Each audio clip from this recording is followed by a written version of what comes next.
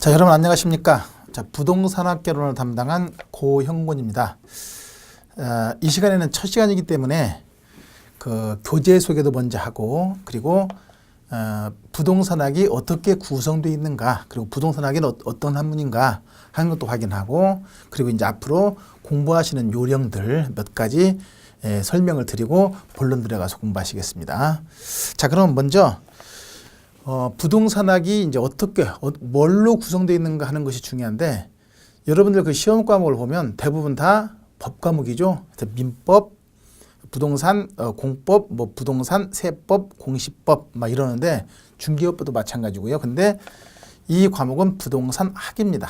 학문이기 때문에 그 학문적인 원리로 접근해야 되는데, 먼저 이 학문의 구성이, 이 과목의 구성이 어떻게 된가를 잠깐 보시면, 크게 이제 보시면 교재를 보시면 총론과 강론, 기본적으로는 그렇거든요. 왜냐하면 부동산학은 종합학문이거든요. 종합학문이다 보니까 총론, 강론 이렇게 보통 구성되고, 그 다음에 이제 마지막 부분에 이제 감정평가론에서 일부 포함을 시켰거든요. 그래서 이렇게 구성되어 있는데, 그 각각의 내용 속에서 각각 그 내용 속에서 어떤 것이 있는가를 잠깐 보시면, 먼저 총론 부분의 경우에는 부동산학의 기본 원리들.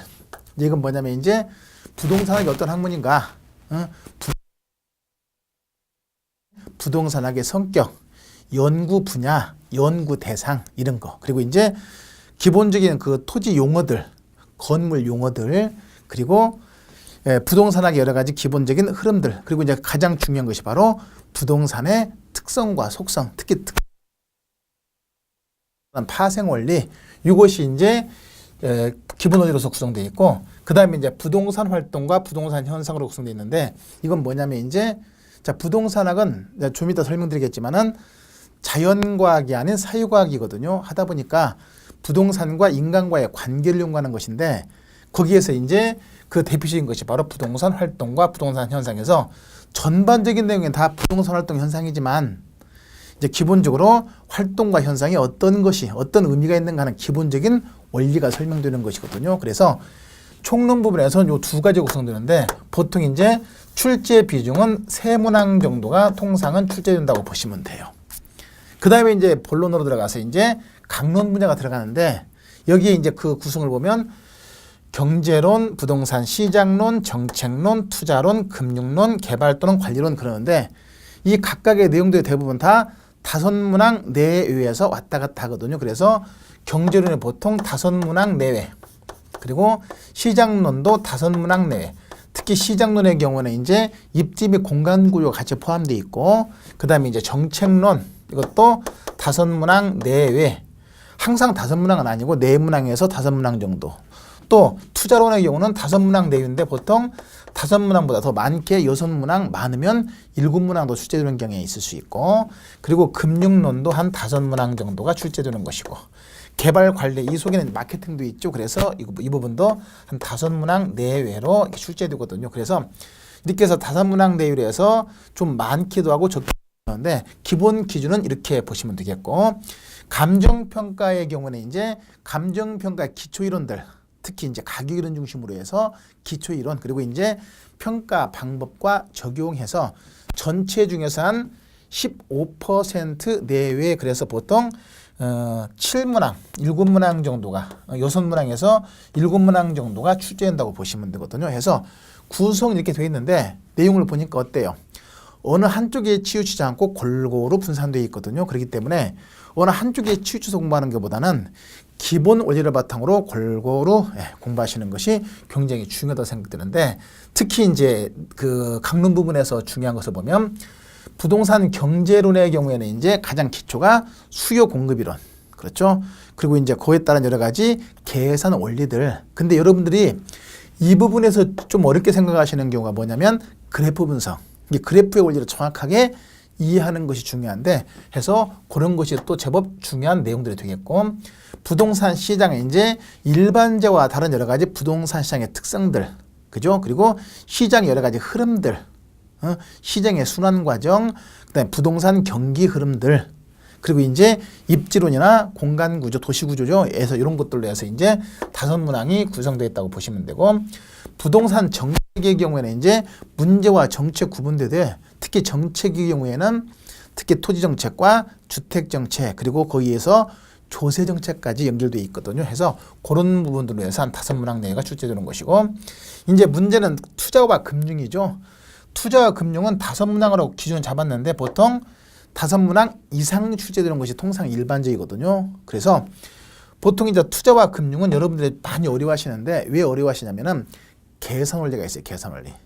근데 계산이 단순히 그냥 아주 고도의 수학적 분석을 요하는 그런 계산 문제가 아니고, 원리만 이해하면 더하기 빼기, 좀 어려운 것은 곱하기 나누기 정도까지만 할 수 있으면 원리만 이해하면 얼마든지 풀 수 있는 것이기 때문에 그 두려움을 가질 필요는 없고, 철저하게 개념 중심으로 공부하는 것이 굉장히 중요할 것이고, 그리고 항상 투자는 지분만 가지고 투자하는 것이 아니라 지분과 저당, 그러니까 내 돈만 갖고 투자하는 게 아니라 은행에서 대출을 받아 투자하죠. 이걸 저당이라고 하는데, 해서 지분과 저당을 결합해 투자하는 과정에서 항상 투자에는 금융이 같이 연결되어 있다고 보시면 돼요. 그래서 투자와 금융으로 구성되기 때문에 같이 접목해서 출제되는 경우도 굉장히 많아요. 그래서 이런 부분 중심으로 꼭 여러분들 공부하실 것이고, 그 다음에 이제 개발과 관리. 개발했으면 이제 뭐 해야 돼요? 분양, 마케팅 해야 되죠. 마케팅이 같이 포함되어 있으면서 개발과 관리, 이용 이런 부분들로 해서 한 5문항 정도가 출제되는 것이고, 감정평가의 경우에는 아까 설명했듯이 기초이론, 특히 가격이론 중심으로 해서 기초이론, 그리고 이제 감정평가 방법, 원가 방식, 비교 방식, 수익 방식에서 구성되어 있죠. 그래서 그런 내용 중심, 그리고 이제 마지막으로 물건별로 어떤 평가 방식을 적용하는가, 그리고 이제 우리나라의 경우 가장 대표적인 것이 바로 공시지가제도 있죠. 해서 공시지가제도 중심으로 해서 7문항 내지는 6문항 정도 구성되어 있거든요. 해서 이렇게 구성을 보면 아까 말씀드린 대로 40문항이 이렇게 구성되어 있거든요. 그리고 이건 어느 한쪽에만 치우쳐서 공부하는 것보다는 폭넓게 기본 이론 중심으로 골고루 공부하는 것이 중요하다는 거. 비중은 먼저 알아야 되기 때문에 비중을 먼저 설명드렸고, 그 다음에 자, 이 책의 그 구성을 잠깐 볼게요. 여러분들 교재를 이제 보시면 각각의 단원별로 기본 이론이 쭉 설명됩니다. 기본 이론. 그리고 이제 그 단원이 끝나면서 바로 이어서 뭐가 나오냐면 OX 핵심 체크라고 해서 OX 핵심 체크에서 내용이 돼 있는데, 자, 이건 어떻게 활용하시면 좋으냐면, 자, 기본 이론하고 같이 쭉 공부는 해도 이것이 이제 알아듣긴 알아듣는데 이런 것들이 시험의 지문에 어떻게 출제되는가 하는 것을 느끼기가 어렵잖아요. 그래서 그 내용들 중에서 이제 지문들이 어떻게 출제되는가 해서 맞는 말, 틀린 말 고르는 훈련이거든요. 그걸 한번 쭉 정리하는 게 중요해요. 그래서 공부하실 때는 먼저 기본 이론을 먼저 쭉 공부를 하신 다음에 단원이 끝나게 되면 단원 끝에 있는 OX 핵심 체크를 쭉 정리해서 OX를 한번 맞춰보시는 거예요. 그냥 찍지 말고 개념을 정확하게 해서 한번 맞춰보시고, 그러면 이제 맞춰보신 다음에 답을 풀어보신 다음에 정답을 확인한 다음에 틀린 문제가 있죠. 틀린 문제는 꼭 체크하세요. 나중에 지워야 되니까 굳이 볼펜으로 하기보다는 연필로 탁 체크를 해두시고 그리고 넘어가세요. 그러면 나중에 2번, 3번 풀 때 보면 한 번 맞춘 문제는 기본적인 인식이 되기 때문에 거의 맞추시거든요. 근데 한 번 틀린 문제는 나중에 한참 시간이 지난 다음에 다시 보시면 또 틀려요, 그게. 그렇기 때문에 그걸 체크해서 그걸 중심으로 계속 반복해서 공부하는 것이, 반복해서 공부할 때는 그걸 중심으로 공부하는 것이 굉장히 중요하거든요. 그래서 그걸 꼭 체크해서 확인해 보시면 되겠고, 그 다음에 이제 또 그 OX 핵심치가 끝나고 나면 그 다음에 이어서 기출 및 예상 문제에서 쭉 설명드리는데, 이것이 이제 실제 그동안 시험을 치르면서 출제됐던 문제, 그리고 그걸 살짝 변형해서 예상 문제에서 구성되어 있는데 거의 기출문제가 거의 한 70 내지 80% 차지하거든요. 그래서 기출문제를 쭉 정리해 놓고 있는데, 그건 여러분 어떻게 활용하시냐면, 우리가 이제 공부를 하면서 이거 배우기는 배우는데 이런 것이 어떤 유형으로 출제되는가 하는 것을 확인할 필요가 있거든요. 답을 외워봤자 아무 의미가 없고 그 내용들이 어떻게 출제되는가 하는 것을 확인하면서 앞으로의 공부 방향을 잡기가 굉장히 쉬워집니다. 그래서 그걸 통해서 한번 간단하게 점검만 하고 넘어가시면 돼요. 그 문제에 너무 치우치지 마시고, 왜냐하면 똑같은 문제 한 번도 안 나와요.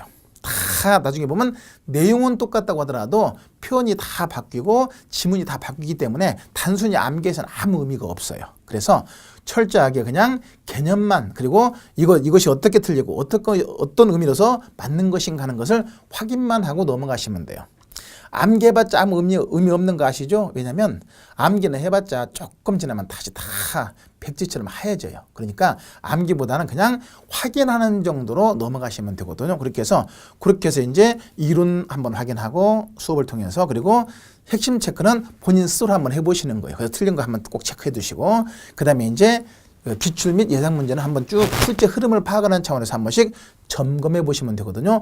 그런 식으로 단원별로 구성되어 있으니까 앞으로 공부하실 때는 그렇게 공부하시는 것이 굉장히 중요할 것이고, 그리고 아까 설명했듯이 이 부동산학은 다른 거에 비해서 학문이거든요.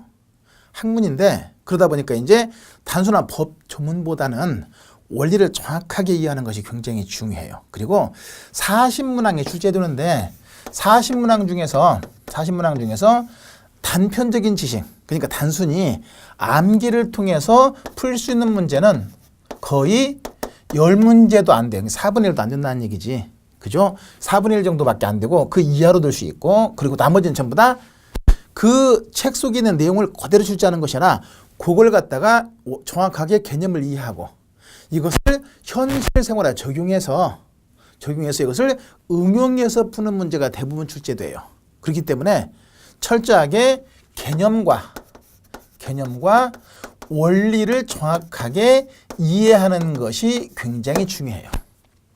그 얘기는 무슨 얘기냐면 단순히 암기하는 것은 전혀 여러분들 그 공부하는 것에 도움이 안 된다는 거. 그리고 물론 부분 암기하는 문제가 있긴 하지만, 그리고 공식도 암기해야 되지만 그건 지금 암기하는 게 아니라 나중에 시험 한 달 정도에 다 암기할 내용들이 쭉 정리되거든요. 그때 암기해도 늦지 않거든요. 그렇기 때문에 단순히 암기보다는 철저하게 개념과 원리를 정확하게 이해하는 것이 중요한데, 그러면 자, 이해하라 그러는데 그 이해의 의미가 뭐냐?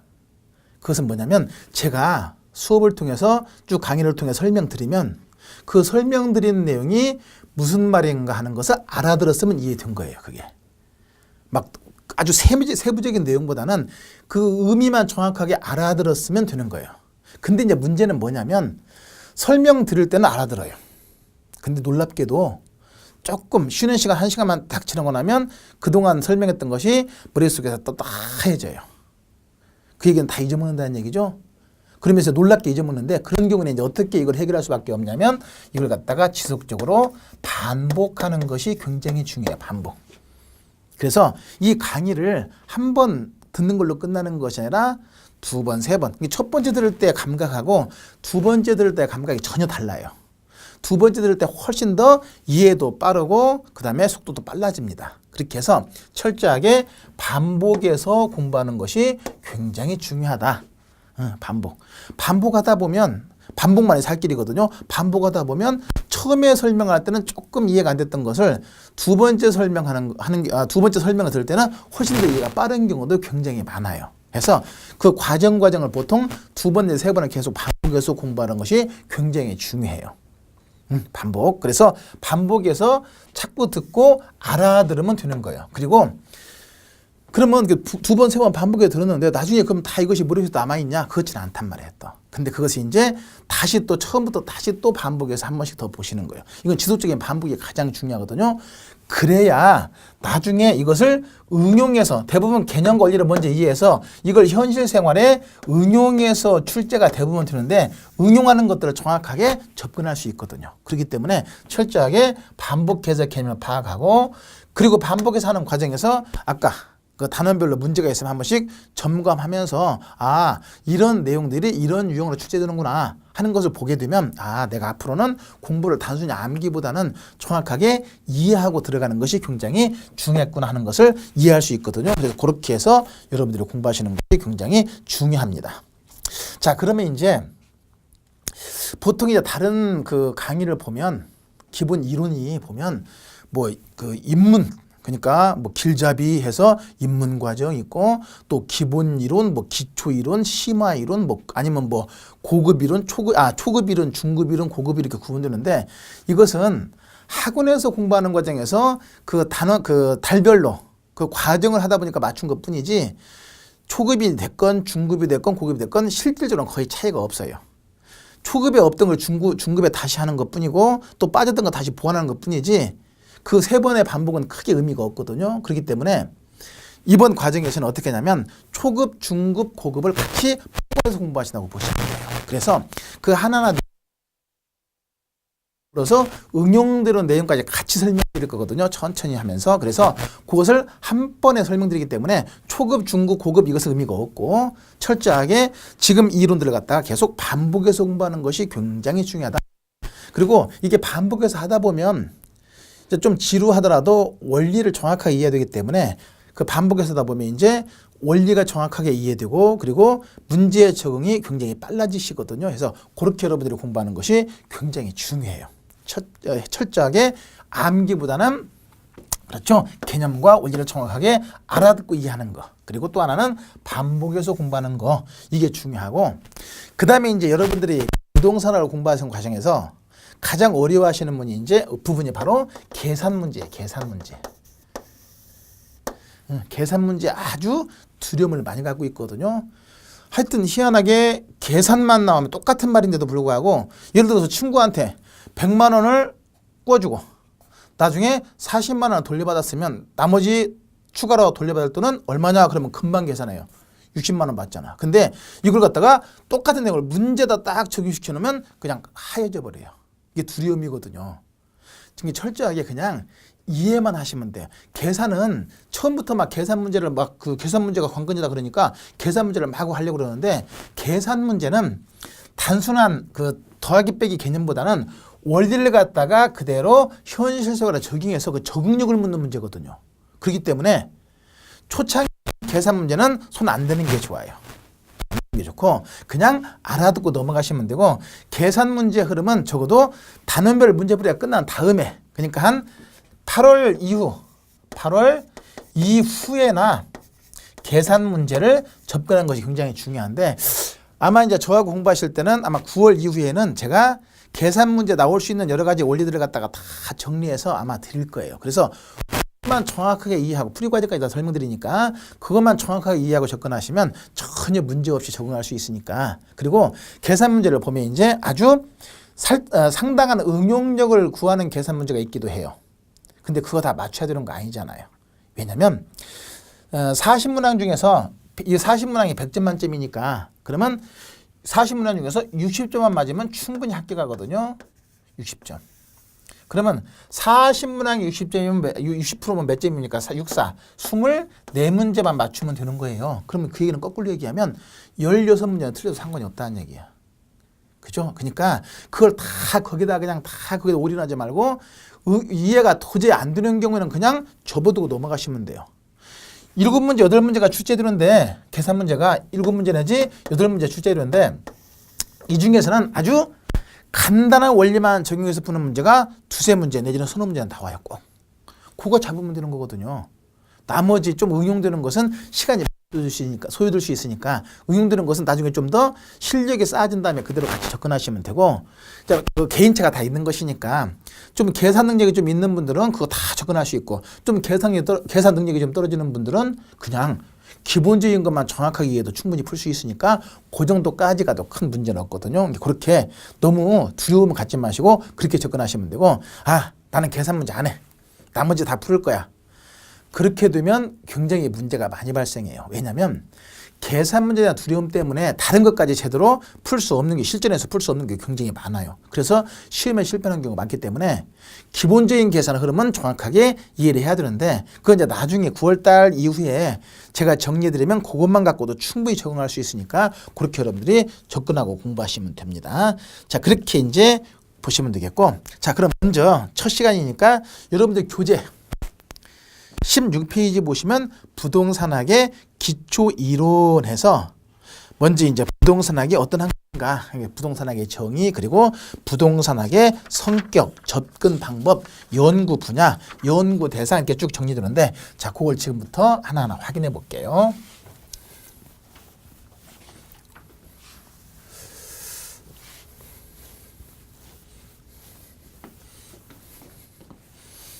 제가 흥분하면 좀 말이 빨라져요. 그래서 조금 천천히 하려고 노력을 하는데 천천히 같이 한번 해봅시다. 자, 먼저 이제 부동산학이 어떤 학문이냐.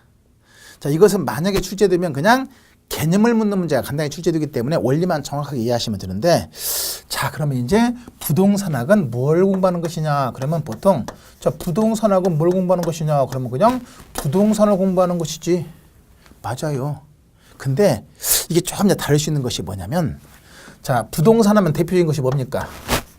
토지와 건물이죠. 토지와 건물. 그러면 부동산학이 부동산을 연구하는 것인데, 그랬을 때 그러면 단순히 물리적인 실체로서 토지 자체, 아니면 물리적인 실체로서 건물 자체, 이걸 연구하는 것이냐? 그건 아니더라.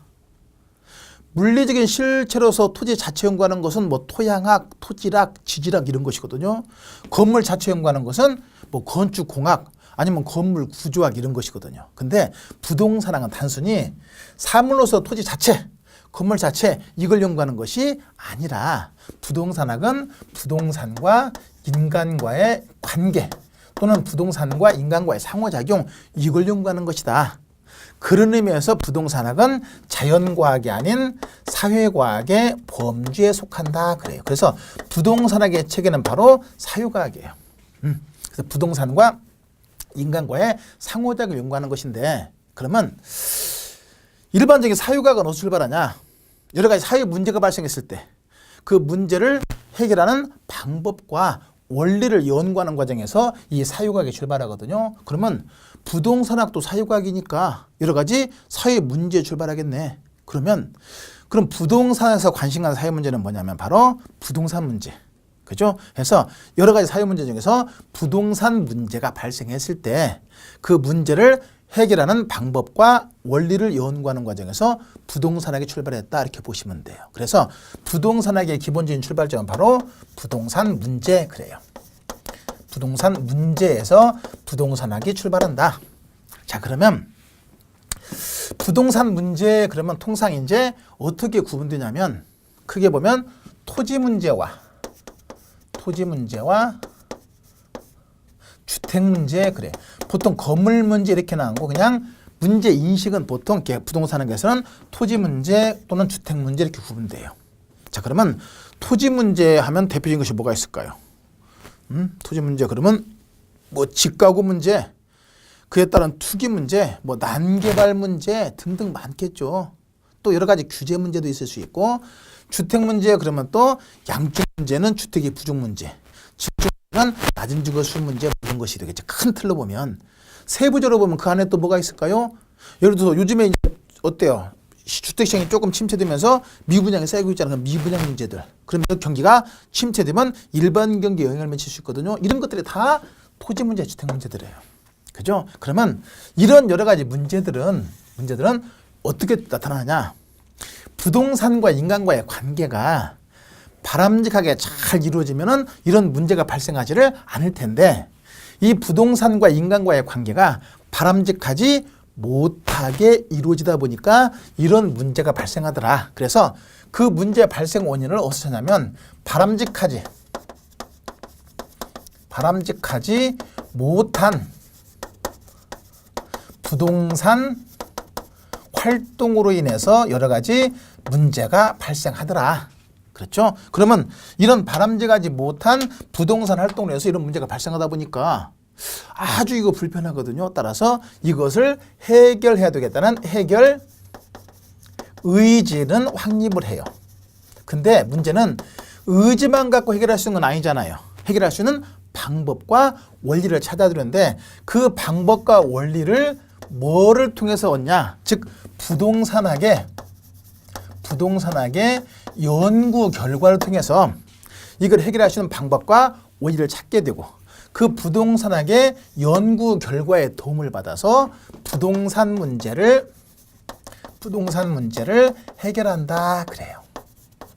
그럼 결국은 부동산학은 어떤 학문이냐? 부동산 문제를 해결할 수 있는 여러 가지 원리와 방법, 기술 이런 것을 연구하는 학문이다. 그러면 되는 거예요.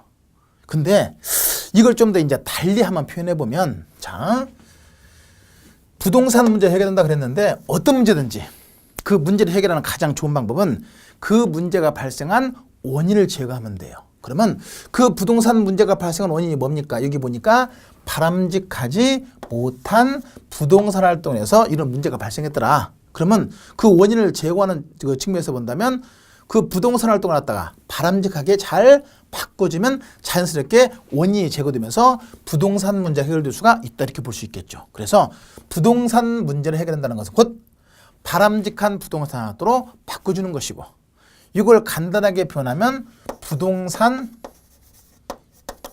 활동을 능률화시킨다 그래요. 자, 부동산 활동 이건 뭐냐면 부동산과 인간과의 관계를 부동산 활동 그래요. 그러니까 그 부동산과 인간과 관계를 바람직하게 잘 바꿔준다는 것은 다르게 표현하면 부동산 활동을 바람직하게 바꿔준다는 것이고 이거 이제 학문적인 용어로서 능률화시킨다 그래요. 그래서 부동산 활동을 능률화시킨다. 그래서 이런 부동산 활동을 능률화시킬 수 있는 여러 가지 원리나 방법을 연구하는 것이 바로 부동산학이다. 그러면 자, 아까 부동산 활동을 뭐라고 했습니까? 부동산과 인간과의 관계라고 했잖아요. 그래서 그걸 풀어서 표현하면 부동산과 인간과의 관계를 새롭게 개선한다 이렇게 표현하는 거예요. 그러니까 표현은 다르지만 자, 부동산 문제를 해결한다는 것, 곧 부동산 활동을 능률화시키는 것이고 이걸 달리 표현하면 부동산과 인간과의 관계를 개선하는 것이고 이런 여러 가지 목적들을 달성하기 위한 원리와 방법을 연구하는 것이 바로 부동산학이다. 그러면 이제 다시 한번 그럼 부동산학은 부동산 문제를 해결하고 부동산 활동을 능률화시킬 수 있는 여러 가지 원리와 그 응용 기술을 개척하는 학문이다 그러는 거예요. 자, 그럼 한번 보세요. 교재. 자, 학문의 정의는 학자들마다 다 정의들이 조금씩 달라요. 근데 그중에 이제 가장 대표적인 정의, 왜냐하면 출제는 보통 가장 대표적인 정의로 출제하니까 그 대표적인 정의가 바로 여러분들 교재 16페이지 그 동그라미 2번을 보시면 자, 김영진 교수는 부동산과 인간과의 관계를 중시해서 부동산학은 거기 있네. 부동산 활동의 능률화의 원리 및 그 응용 기술을 개척하는 종합 응용과학이다. 지금 제가 설명을 드렸는데 이 설명을 듣기 전에 만약에 여러분들이 이걸 쭉 읽어봐서 우리나라만은 맞는데 의미를 정확하게 파악하기가 굉장히 힘들어요. 용어 어려우니까. 이제 풀어서 설명드린 다음에 보니까 좀 이해되잖아요. 그래서 부동산학은 부동산 활동을 능률화시킬 수 있는 여러 가지 원리와 그 응용 기술 이것을 연구하는 학문이다. 근데 그 학문의 성격이 종합과학이면서 응용과학이다 해서 밑에도 성격이 설명되네요. 자, 그러면 이제 정의를 설명할 때 이제 그냥 부동산학은 부동산 활동의 능률화의 원리 및 그 응용 기술을 개척하는 종합 응용과학이다. 이것도 맞지만 이걸 좀 표현을 바꿔서 부동산학은 부동산과 인간과의 관계를 개선할 수 있는 여러 가지 원리와 기술을 배우는 학문이다. 그것도 맞는 것이 되는 거예요. 의미가 통하니까. 딱딱 끊어지는 것이 아니니까 통하니까 해서 그렇게 이해하시면 되고 그중에 특히 이제 이걸 중심으로 해서 학문의 정의를 찾는데 이것이 가장 대표적인 정의예요. 우리나라의 경우에 부동산학이 이제 언제 우리나라에 도입됐냐면 1972년도에 그 건국대학교에 김영진 교수라는 분이 처음에 이제 그 건국대학교에 부동산학과를 개설하면서 부동산학이 이제 들어오게 되거든요. 그분이 정의한 내용이 바로 이것인데 그분이 이제 원조다 보니까 여러 가지 대접하는 차원에서 보통 그분의 정의를 많이 표현해서 출제하고 그래요. 그래서 부동산학의 가장 일반적인 정의는 이렇게 부동산 활동의 능률화의 원리 및 그 응용 기술을 개척하는 종합 응용과학이다 이렇게 정의하고 그 밑에 이어서 보니까 이제 또 미국의 링과 다소라는 사람, 미국의 일반적인 학자들이죠. 이런 사람들은 뭐라고 했냐면 토지와 토지상에 부착되거나 연결되어 있는 여러 가지 항구적인 토지 계량물에 관해서 그것과 관련되어 있는 직업적, 물적, 법적, 금융적 제 측면을 기술하고 분석하는 학문 연구의 한 분야다. 라고 정의하기도 하고 또 그 밑에 보니까 이제 그 건국대학교 조주현 교수께서 정의하신 그 내용이 쭉 설명되고 있는데 이 학문의 정의는 만약에 출제하면 부동산학은 어떤 학문이다 라고 정의되기도 한다. 그러면 대부분 맞아요. 그렇기 때문에 그건 건드는 게 아니거든요. 왜냐하면 학자들마다 정의하는 내용이 다르니까. 그렇지만 이제 어디서 많이 틀리냐면 밑에 성격에서 많이 틀리게 지문을 만들어 버려요. 그래서 그 성격을 보니까 뭐뭐 있습니까?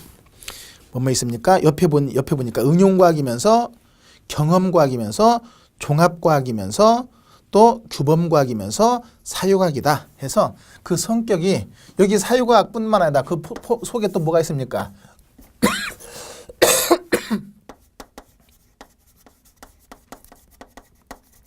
종합과학이 있고 또 응용과학이 있고 그렇죠?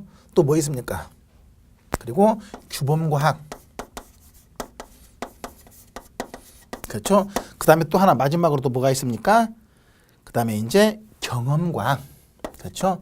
경험과학 이렇게 해서 이제 4가지의 성격이 있는데 잠깐 체크해 보면 부동산학은 부동산과 인간과의 관계를 연구한다는 의미에서 사회과학이고 두 번째 부동산학은 단편적인 학문이 아니라 부동산과 관련된 여러 주변과학 이론들을 다 끌어모아서 하나의 학문으로 만든 것이거든요. 그런 의미에서 종합학문의 성격을 갖는다. 그 주변과학이 보니까 여러분들 16페이지 하단에 보니까 뭐 일반적 주변과학이 있고 중점적 주변과학이 있고 필요에 따라 협조를 구하는 주변과학 구분되어 있는데 이런 건 암기하는 거 아니에요. 이것은. 그러니까 부동산에 관련된 학문들이 아 이런 것이 있구나 하고 그냥 애들 말로 눈팅만 하고 넘어가시면 돼. 이런 것이 있다는 걸 확인만 하시고 이런 거 암기하는 분은 쓸데없는 정력 낭비하는 거예요. 그러니까 핵심은 뭐냐면 부동산과 관련된 여러 주변과학을 다 끌어모은 것이 바로 부동산학이다. 그래서 종합학문이다. 그러다 보니까 이제 어때? 부동산학의 범위가 굉장히 넓어지는 거예요. 넓어지다 보니까 그만큼 공부가 어려워지는 것이거든요. 그래서 어려운 것이지 달리 어려운 게 아니거든요. 그래서 종합학문의 성격을 갖는 것이고 세 번째 응용과학이다 그랬네요. 이것은 뭐냐면 자 부동산학은 부동산 문제를 해결할 수 있는 구체적인 실천 방법, 기술 이것을 연구한다. 현실에 응용해서 연구한다. 그래서 응용과학 다른 말로 실천과학 그래요. 이것과 대비되는 게 뭡니까? 순수과학 그러는데 순수과학은 부동산학의 성격이 아니에요. 순수학문이 아니야.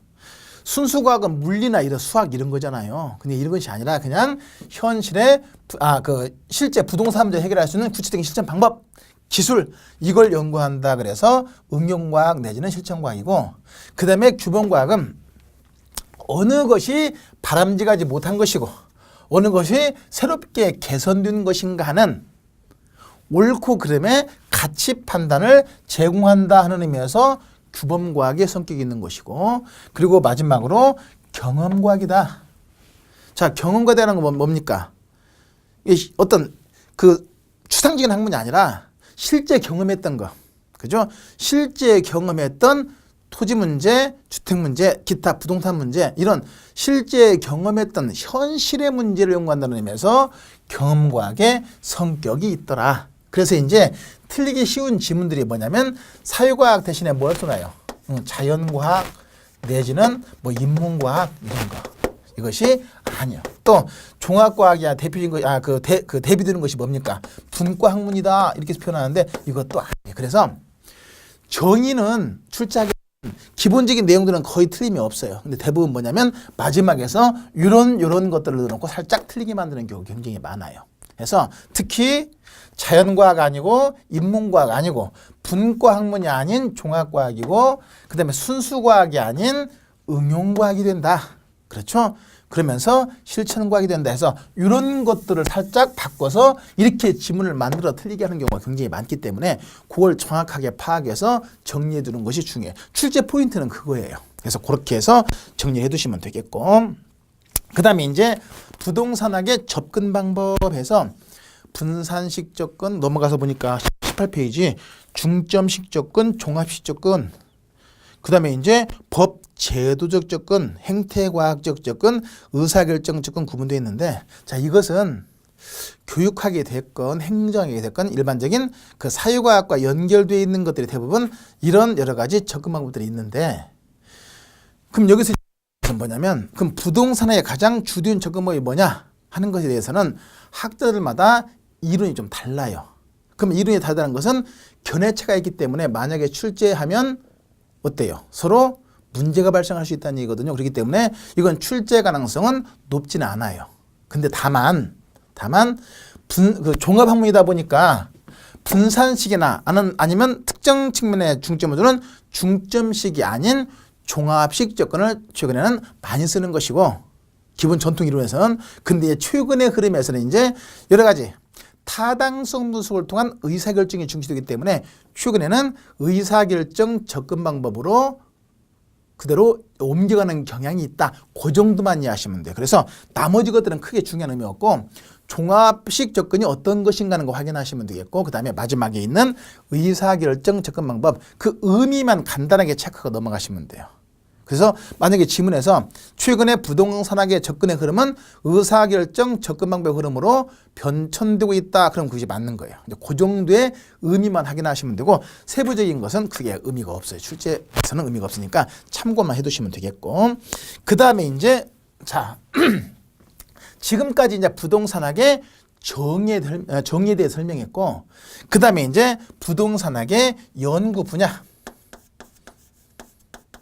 이렇게 구분되는데 보통 이제 부동산학은 종합학문이다 보니까 총론과 강론 구분해요. 그렇죠? 그랬을 때 그 총론 분야가 바로 이제 기초 분야가 되는 것이고 강론 분야가 바로 실무 분야가 되는 것이고 그래요. 그래서 보통 이제 크게 연구 분야로 구분하면 이론 분야가 기초 분야가 되겠죠. 이론 분야.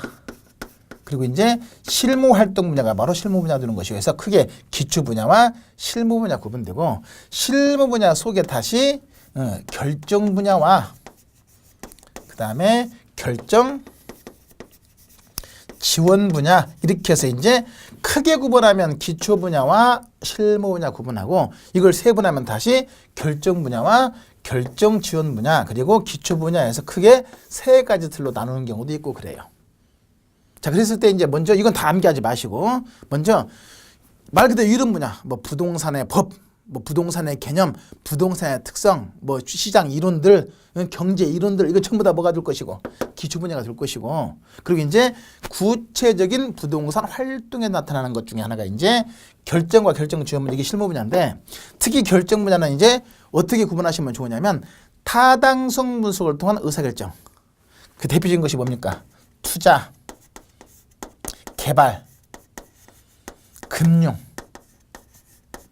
특히 금융은 투자와 개발에 반드시 연결돼요. 개발을 하려면 돈이 많이 필요하고 투자하려면 돈이 많이 필요하기 때문에 반드시 금융이 연결되기 때문에 이 투자의 타당성 분석 그리고 개발의 타당성 분석 그를 통한 의사결정이죠. 개발을 할 것인가 말 것인가 결정하고 투자를 할 것인가 말 것인가 결정하는 것이니까 그래서 요 타당성 분석과 같은 의사결정 이루어지는 분야가 바로 결정 분야고 그러면 타당성 분석을 하려면 여러 가지 근거 자료가 필요하겠지. 그죠? 그래서 근거 자료를 제공하는 것이 바로 결정 분야. 그 속에 보니까 뭐가 있습니까? 마케팅, 그 다음에 관리, 운영이죠. 그 다음에 평가, 아니면 뭐 상담, 뭐 이런 것들이 바로 이제 결정 지원 분야가 되는데 이건 굳이 암기하려고 하지 마시고 그냥 암기하고 싶어 미치고 쓰면 그냥 이론만 확인하시면 되고 이것만 체크하셔. 투자개발금융.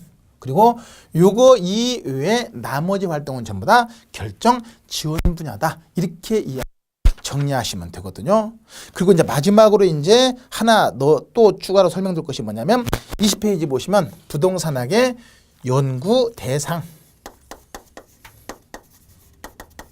크게 구분하면 부동산 활동과 부동산 현상 아까 설명했죠. 자, 부동산학은 단순히 사물로서 부동산 자체를 연구하는 것이 아니고 부동산과 여기 볼까요? 부동산과 인간과의 관계를 연구하는 것이거든요. 그러다 보니까 이걸 이제 구체적으로 표현한 것이 바로 부동산 활동과 부동산 현상. 자, 부동산 활동은 의미를 보면 뭐라고 써 있냐면 인간이 부동산을 대상으로 전개하는 관리적인 측면에서 여러 가지 행위, 활동 이것을 부동산 활동 그러고 부동산 현상은 부동산 및 부동산 활동으로 인해 일고 있는 여러 가지 법칙성 이것을 부동산 현상 그래요. 그러면 이제 이것이 구분이 어려운 경우가 많은데 예를 들어서 똑같은 말로 했을 때 토지 이용 활동 이렇게도 표현하고 아니면 토지 이용 현상 이렇게도 표현해요.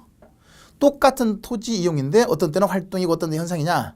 그것은 바로 이제 그 내용이 동적인 측면에서 분석된 것이면 부동산 활동이 되는 것이고 정적인 측면에서 분석한 것이면 부동산 현상이 된다. 이렇게 이해하시면 돼요.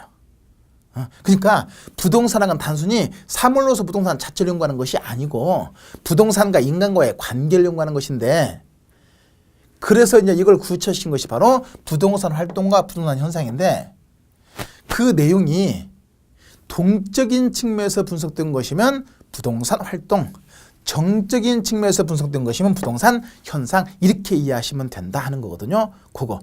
예를 들어서 부동산 활동 그러면 뭐가 있습니까? 뭐 부동산 중개 활동, 평가 활동, 상담 활동, 권리 분석 활동, 입지 선정 활동 많겠죠. 그죠? 그리고 이제 뭐 부동산 현상 그러면 이제 뭐 집가고 현상, 투기 현상, 뭐 경기 변동 현상 많겠죠. 전부 다 어때요?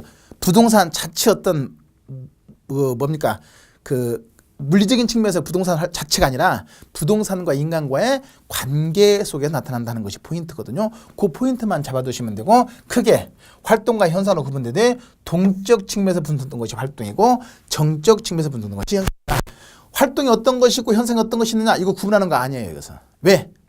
똑같은 내용이라고 하더라도 그 관점에 따라서 동적 측면에서 분석된 것이면 활동이고 정적 측면에서 분석된 것이면 현상이기 때문에 이걸 구분하는 거 의미가 없는 거예요. 출제하는 거 아니에요. 그것은. 그러니까 그냥 핵심적으로 부동산과 인간과의 관계에 대해 동적 대상에서 보면 활동이고 정적 측면에서 본다면 현상이 된다. 그 정도의 틀만 딱 잡아두시면 되거든요. 자, 이렇게 해서 이제 첫 시간 부동산학의 전체적인 그 공부하는 요령과 더불어서 기본적인 원리를 쭉 설명드렸거든요. 간단하게 그냥 파악하시면 되겠고 자 다음 시간에 뵙겠습니다. 수고하셨습니다.